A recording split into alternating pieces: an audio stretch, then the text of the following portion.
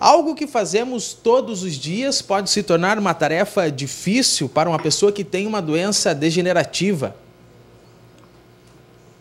Ela se esquece que tomou água há 1 minuto atrás, mas se lembra de detalhes que aconteceram há 10 anos, por exemplo, ou algo que faz todos os dias e simplesmente se esquece. Hoje nós vamos falar sobre o mal de Parkinson e Alzheimer. E para isso nós fomos conversar com uma neurocientista.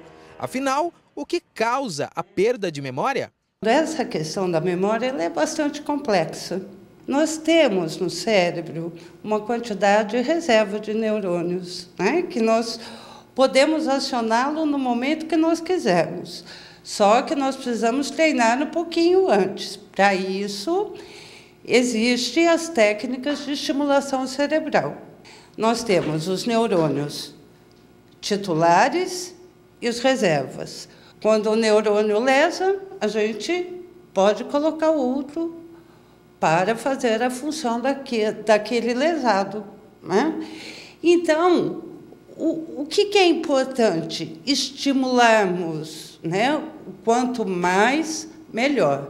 Se a gente consegue fazer isso, nós otimizamos o cérebro. E quando a gente começa a perceber algum esquecimento, esse esquecimento pode ser onde eu coloquei a chave do carro, né? Isso é corriqueiro. Mas a gente percebe que isso começa a se complicar quando existe uma repetitividade de sintomas, né? Porque o cérebro, ele aprende por repetitividade, depois ele quer coisas novas. Então, quando que a gente percebe que falha? Quando a repetitividade começa a acontecer com frequência. A doença degenerativa não é especificamente hereditária. Você pode ter uma predisposição para a doença em 50% mais que eu, se você tiver um paciente, um parente que tenha a doença, tá? Não existe nada comprovado, existem pesquisas genéticas tal, que mostram alguns genes responsáveis, mas ainda nada comprovado. O mal de Parkinson afeta o cérebro de tal forma que o motorista esquece de como se dirige. Memória que vai estar alterada vai ser a memória automatizada. A memória do saber fazer. Vamos dar um exemplo. Uma coisa que você faz, deixa um tempo de fazer e depois volta a fazer. Como? Andar de bicicleta, dançar. Eu tinha um paciente, por exemplo, que ele começou a perceber alguma coisa diferente, que chegou no diagnóstico de Parkinson, que ele estava acostumadíssimo a dar ré no carro e sair da garagem do prédio. De repente, toda vez que ele saía, ele dava uma raspadinha e outra raspadinha. Já o Alzheimer são coisas instantâneas. A memória afetada no Alzheimer é aquela memória de curta duração. Okay? Então, se você perguntar para o paciente com Alzheimer o que você comeu ontem ou o que você comeu hoje, ele não é capaz de te responder. A repetitividade dos sintomas acontecem, tá? Pode fazer uma pergunta de 20 anos atrás que ele vai lembrar.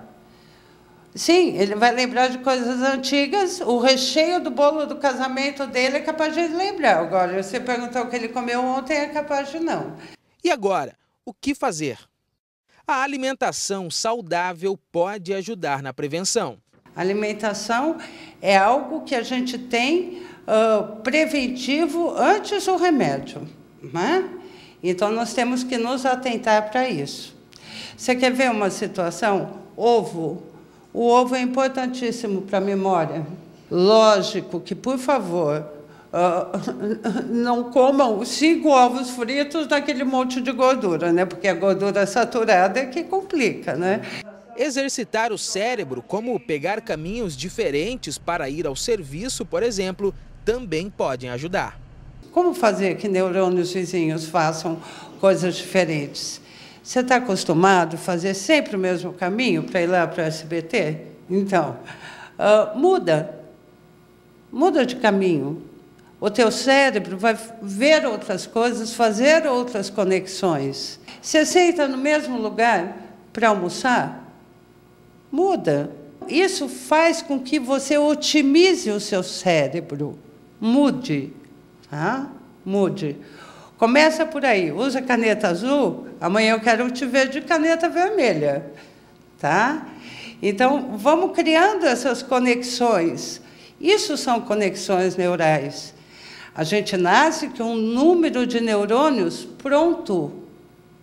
Não aumentam os neurônios. O que vão aumentar são as conexões neurais.